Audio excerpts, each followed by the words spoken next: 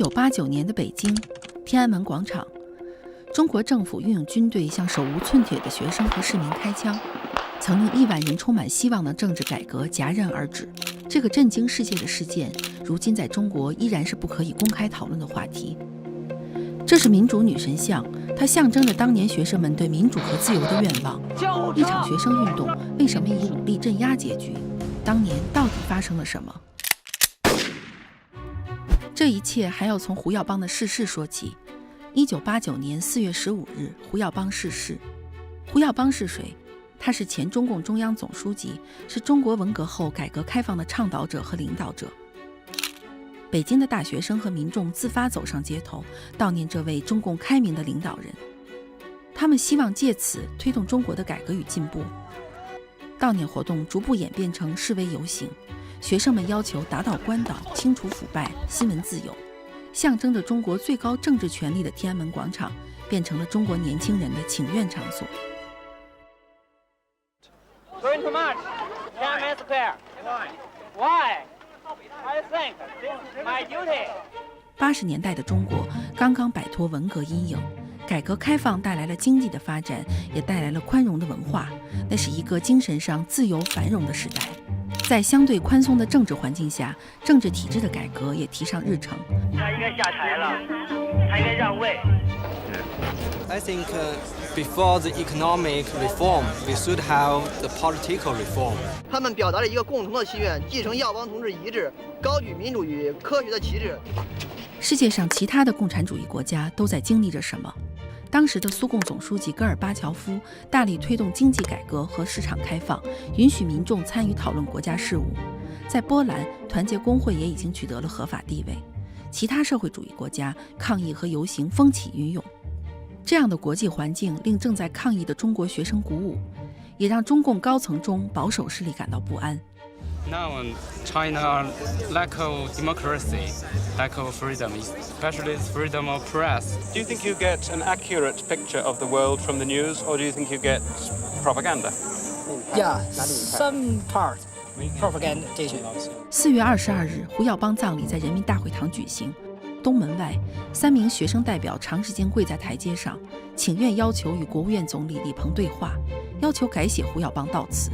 但此次请愿没有得到回应，令学生们更加不满。4月26日，《人民日报》发表题为“必须旗帜鲜明地反对动乱”的文章，被称作426社论，来制止这一场动乱。彼时的中国人刚刚走出文革的10年浩劫，动乱2字的政治含义让他们无法接受。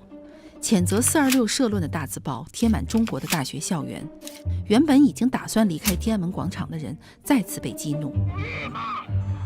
4月27日，北京数十所高校几万名大学生走上街头，走向天安门广场，声势浩大，前所未有。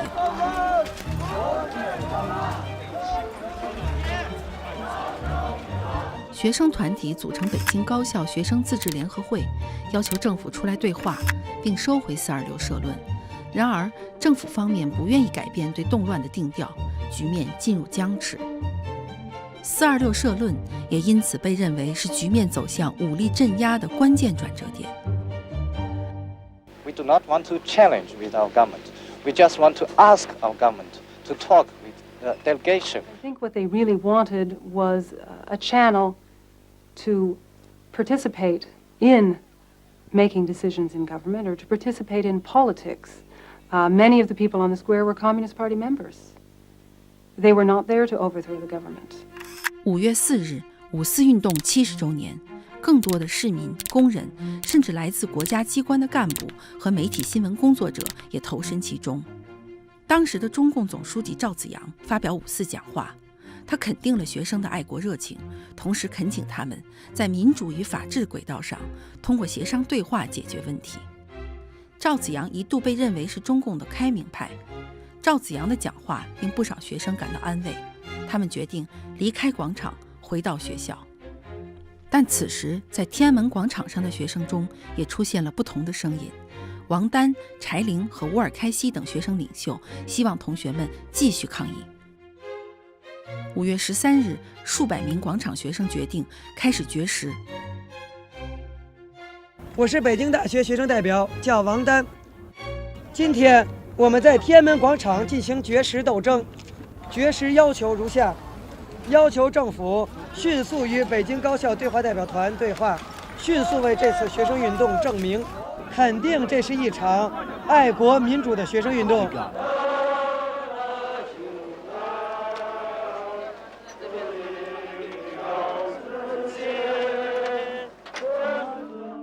5月15日，戈尔巴乔夫抵达北京。这是自1959年中苏关系破裂以来，苏联最高级领导人首次访问中国。而此时的天安门广场上，仍然聚集着几万学生和市民。对戈尔巴乔夫的欢迎仪式只能改到机场进行，这让中国政府很没面子。I think Gorbachev should know that we'll come here to demonstrate for democracy, not just because, nothing to do with Gorbachev. He should know that. 5月17日，绝食第5天，许多学生因为体力不支而昏倒，数不清的市民日夜赶到广场，给学生们送水送饭。北京各界民众走上街头，声援绝食的学生。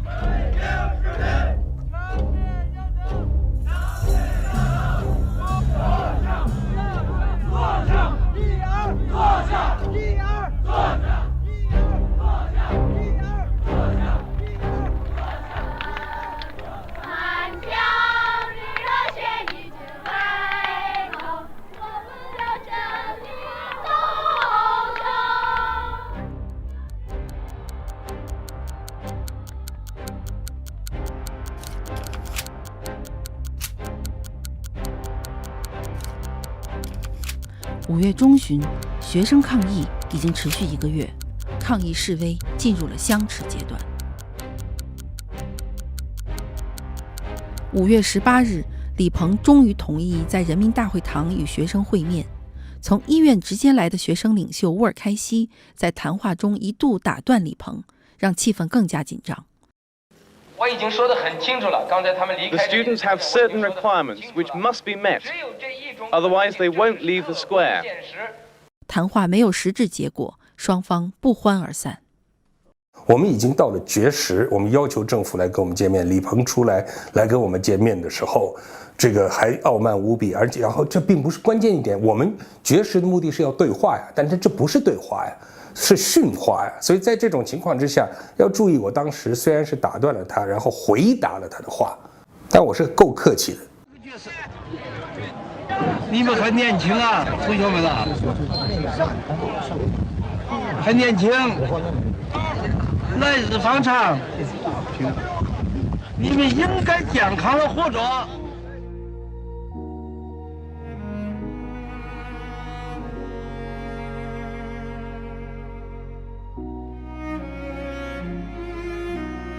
在赵子阳的回忆录《改革历程》中，曾记录了他对六四的总结：对待学运处理得好，将有利于进一步的改革。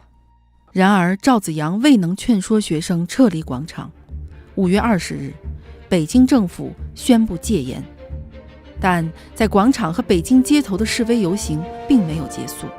北京学生为纪念法国大革命200周年，呼吁全球华人串联游行，一场前所未有的全球声援开始了。艰困中的学生再次受到鼓舞。之后的几天，天安门广场仿佛一个自由的孤岛，人们享受着言论自由的假期。各界人士都来到广场发表演说，畅所欲言。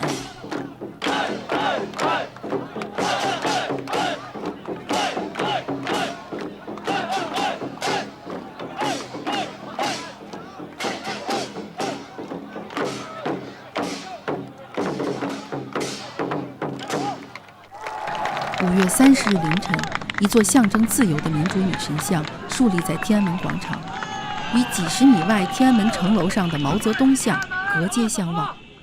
6月3日晚9点50分左右，北京市政府和戒严部队指挥部联合发出紧急通告，要求北京市民待在家中，不要上街，不要到天安门广场，以保证生命安全。但公众并不知道，此时数十万大军、坦克和装甲车已在北京城郊集结，随时待命，进城清场。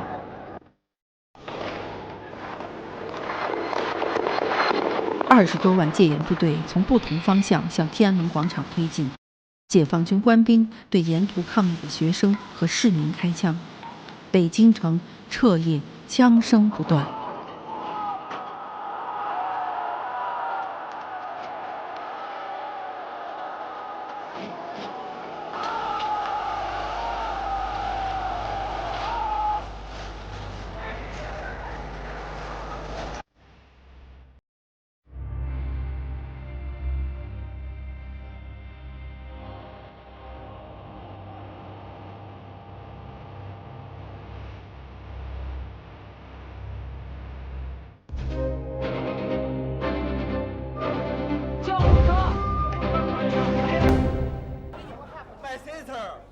Sit at my cabin, my room, but the bullet come from the glass.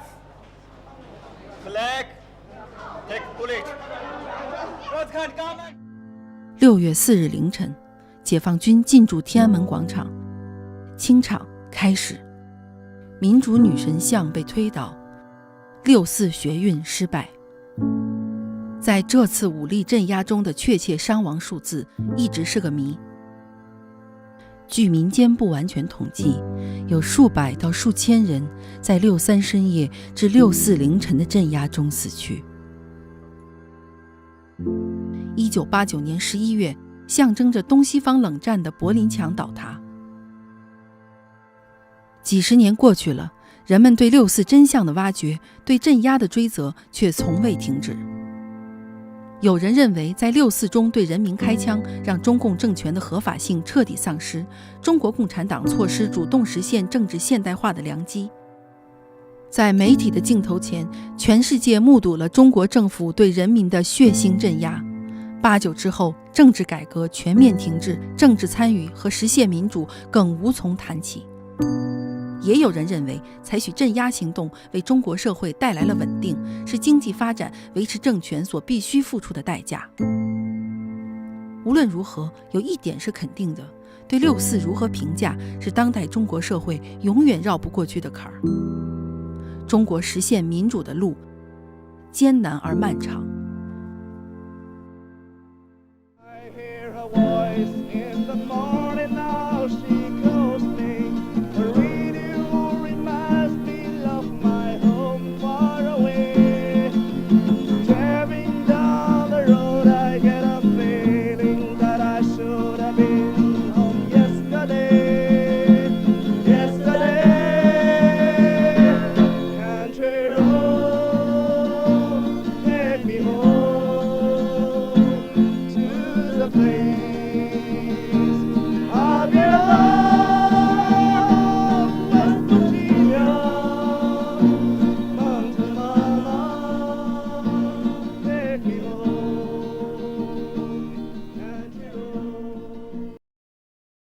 Tiananmen Square, Beijing, 1989.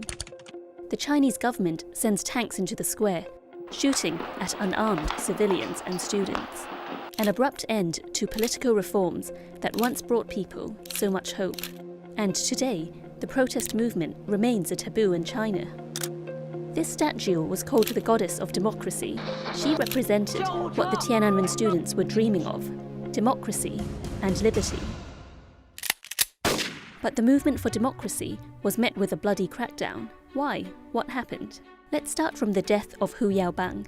Hu Yaobang was the General Secretary of the Communist Party of China, and on 15th April 1989, he died. Hu Yaobang was seen as a liberal. He was loved by the people. College students pour into the streets to mourn his passing. Soon, mourners become protesters. They turn Tiananmen Square, the country's symbol of sovereignty, into a hub of dissent and protest. They want a crackdown on corruption. They want freedom of press. They call for an awakening to reform and progress in China. Going to march, Tiananmen Square. Why? I think this is my duty. In the 1980s, the old communist states are beginning to open up. Mikhail Gorbachev, the last communist leader of the Soviet Union, is pushing for market reform in Russia.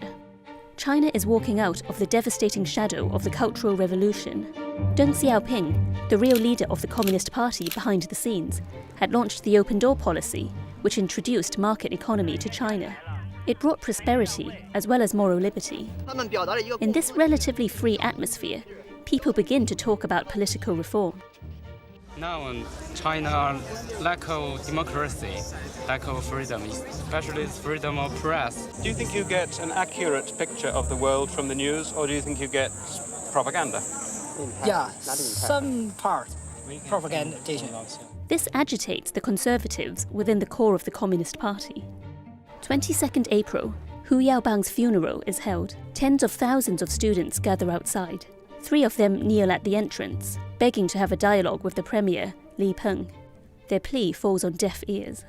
With the consent of the most senior leaders in the Communist Party, its official mouthpiece, the People's Daily, publishes an editorial vowing to take a clear-cut stand against disturbances. In the Cultural Revolution, the term labelled anyone against the government as a danger to society that needed to be purged. Within hours, campus walls are lined with handwritten posters condemning the editorial and its wording. Those who were protesting in Tiananmen Square were about to leave. Now, they are reignited and enraged. College students set up the Beijing Students' Autonomous Federation. They demand dialogue with the government and a withdrawal of the April 26 editorial.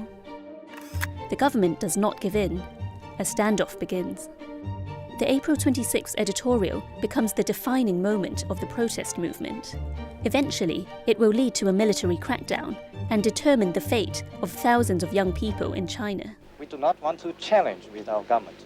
We just want to ask our government to talk with the delegation. I think what they really wanted was a channel to participate in making decisions in government or to participate in politics.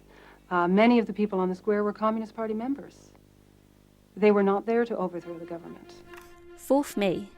More than 100,000 college students march across Beijing to mark the anniversary of another protest that happened in 1919 against World War I's Treaty of Versailles, which handed a German colony in China over to the Japanese. The students are joined by Beijing residents, workers, and civil servants from national agencies. Zhao Zhiyang, the Communist Party chief, calls the protest patriotic, and some of the students take comfort in this and return to campus.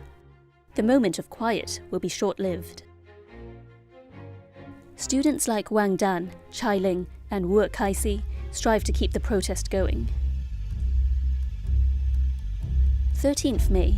A few hundred students who had been camping in Tiananmen Square since the beginning begin a hunger strike. The protests continue.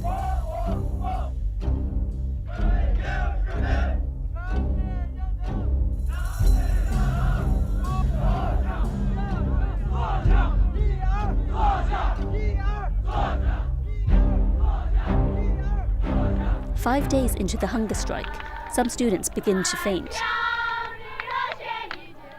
Men and women across Beijing, one after another, rush food and drink to them. People go onto the street, this time to show their support for the starving students. Mid-May, a month in, and things begin to get complicated.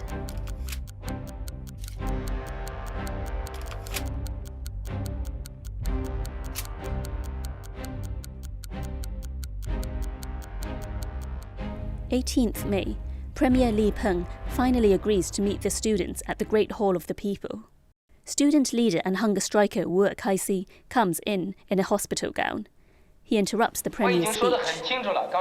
The students have certain requirements which must be met, otherwise they won't leave the square. Tensions rise. The talks fall apart. 这个还傲慢无比，而且然后这并不是关键一点。我们绝食的目的是要对话呀，但是这不是对话呀，是训话呀。所以在这种情况之下，要注意，我当时虽然是打断了他，然后回答了他的话，但我是够客气的。4 a.m. 19th May. Without any notice, Zhao Ziyang, the Communist Party chief who had comforted the students weeks earlier, comes to the square and asks the student to stop their hunger strike. His plea doesn't work. 20th May. The students ignore a newly imposed curfew in Beijing. For the next few days, Tiananmen Square becomes an island of liberty.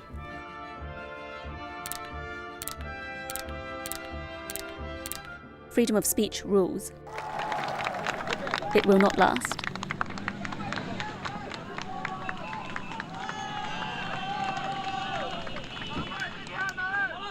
"9:50 p.m., 3rd June. Beijing's municipal government tells people to stay away from Tiananmen Square for their own safety. What the public doesn't know is that hundreds of thousands of soldiers are assembled on the outskirts of Beijing. They are waiting for the order to charge, to enforce eviction. 200,000 soldiers move into the square from different directions.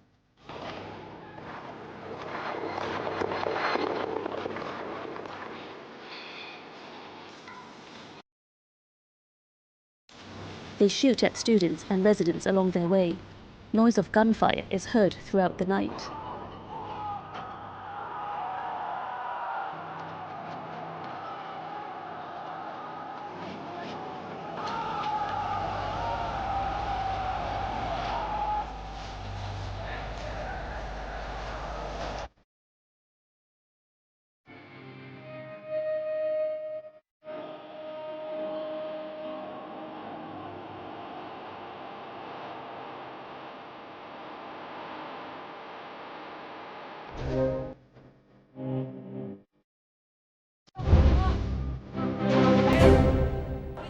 My sister sit at my cabin, my room, but the bullet come from the glass.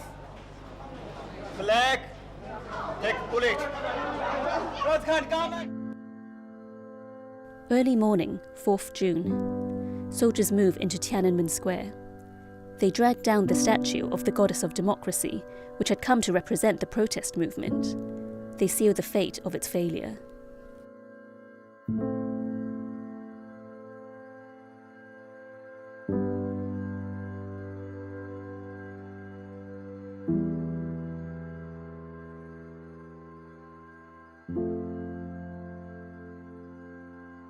No one knows the death toll, even today. Estimates run from several hundred to over 10,000. Some argue that by shooting at civilians, the Communist Party lost its legitimacy to rule, and with it, an opportunity for political modernization.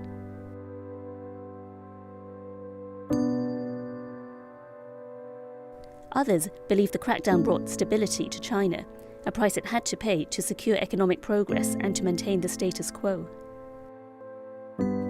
30 years on, it is still impossible to openly mark the anniversary in mainland China. Vigils are held every year in Hong Kong, attended by tens of thousands. But people are still seeking the truth, and the effort to hold those accountable for the bloody crackdown continues.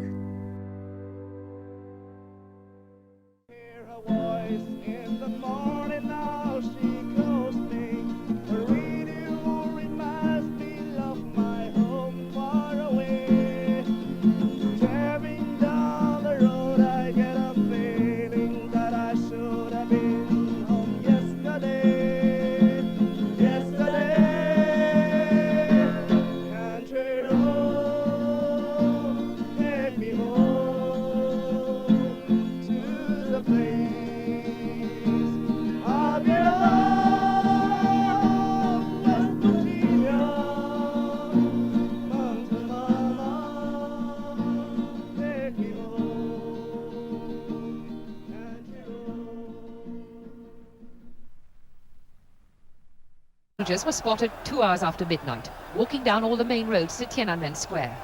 Immediately, the whole area sprang to life, hundreds of people swarming towards them. Unarmed, many in shirt sleeves, the soldiers had been ordered to encircle Tiananmen and wait for armed police to clear the students away. They found themselves confronted by indignant, then angry people who blocked their way, pushing and shoving, with some scuffles and fistfights. It was not, though, in any way a riot. The atmosphere was not one of panic or hysteria. It was all very measured but forceful. Eventually, the soldiers had to retreat.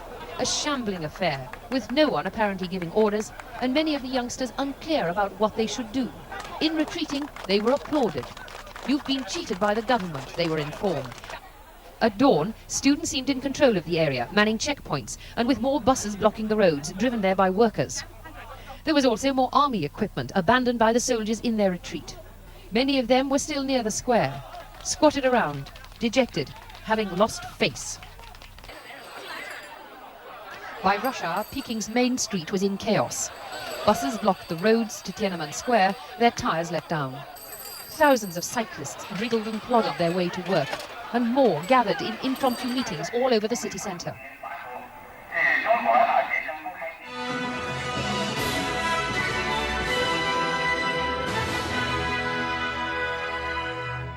Good evening. Tanks and troops are patrolling the streets of central Peking after the bloody operation to crush student-led protests. Some reports say more than 2,000 civilians were killed in last night's army assault on Tiananmen Square. The first move came. A lone armoured personnel carrier weaved its way around Tiananmen Square, establishing for the first time in 3 weeks an effective government claim to the place. But it was a near-run thing. The demonstrators were too numerous and too confident, and the vehicle was lucky to get away with it. Another followed soon after, and right from the start it seemed less likely to succeed. The crowd's blood was up and its hatred for the authorities was all the more intense after the pacifism people have been showing here for weeks. The driver of the vehicle ran out of luck fast. Once he was stuck, the crowd had him, and the half-dozen soldiers inside virtually at their mercy, though the armour resisted their efforts for a long time. The soldiers had to get out or die from fire, even though the alternative was possible death at the hands of the wild, uncontrollable crowd. But not everyone had yielded to the violent hatred. A group of students took the considerable risk of bringing up a bus to shelter one of the soldiers from the mob. They fought the crowd for possession of his life. And finally they managed to get him on board.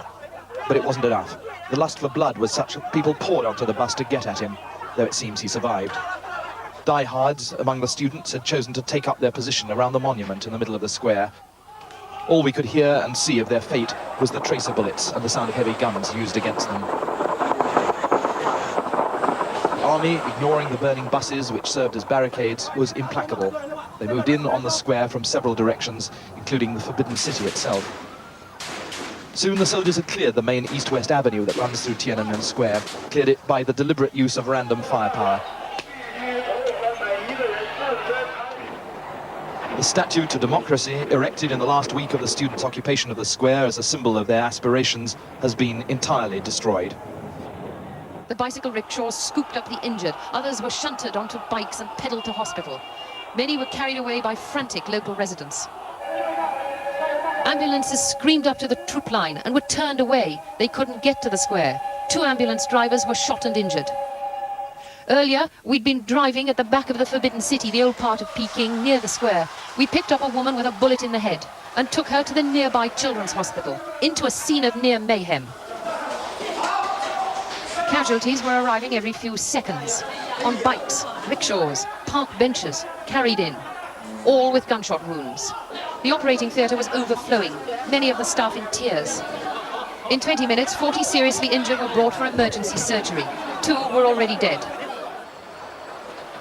The daylight hours have seen more violence, with young people still determined to show their defiance, facing the lines of troops and tanks. On the main road east of the square at 10:23 this morning, there was a sudden and deadly volley from the troops. The crowd ran, and bodies were left lying in the road. The lines of troops across the entrance to the square regrouped as the injured were raced away on any available transport. The burnt-out vehicles and signs of battle were not confined to this area. Crossroads around this vast city have wrecked vehicles, broken glass, pools of blood. Half an hour later, again with no reason or warning, the troops opened fire again. Between 30 and 40 people were killed by the 2 volleys. And all day, reports have come in that the main Peking University, Beijing, on the city's outskirts, has had troops on the campus. They've been searching everywhere and beating and... The noise of gunfire rose from all over the center of Peking. It was unremitting. On the streets leading down to the main road to Tiananmen Square, furious people stared in disbelief at the glow in the sky, listening to the sound of shots. Heading down the road was a hazardous business, but hundreds of people cheered as buses were set alight and army trucks caught fire too. They yelled and shouted. And then, as troop lorries were seen moving down the road, there was gunfire from those lorries. The troops have been firing indiscriminately, but still, there are thousands of people on the streets who will not move back. The bicycle rickshaws scooped up the injured. Others were shunted onto bikes and pedaled to hospital. Many were carried away by frantic local residents. There was confusion and despair among those who could hardly credit that their own army was firing wildly at them. Many were bystanders, perhaps naive about the savagery of the situation. Indeed, it was hard at times to grasp that this army was launching into an unarmed civilian population as if charging into battle. From Tiananmen Square, the sound of gunfire sounded like a battle, but it was one-sided. A line of soldiers was strung out, facing a huge crowd. The air was filled with shouts of "Fascists! Stop killing!" We were in the line facing the troops. They were about 250 yards away. Young people were singing the Internationale to a background of gunfire.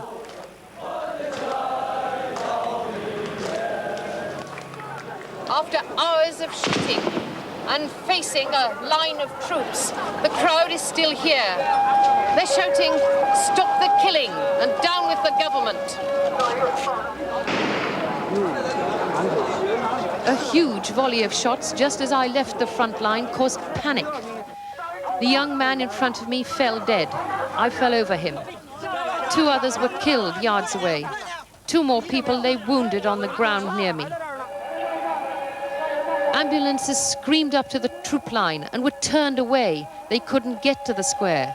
2 ambulance drivers were shot and injured. Earlier, we'd been driving at the back of the Forbidden City, the old part of Peking, near the square. We picked up a woman with a bullet in the head and took her to the nearby children's hospital, into a scene of near mayhem. Casualties were arriving every few seconds, on bikes, rickshaws, park benches, carried in, all with gunshot wounds. Housewives, elderly residents, people shot while sitting in their homes. The operating theatre was overflowing, many of the staff in tears. In 20 minutes, 40 seriously injured were brought for emergency surgery. 2 were already dead. In the streets, many came up to us, shaking with anger and disbelief and fear. Many were terrified, saying there would be retribution. There was not one voice on the streets which did not express despair and rage. Tell the world, they said to us.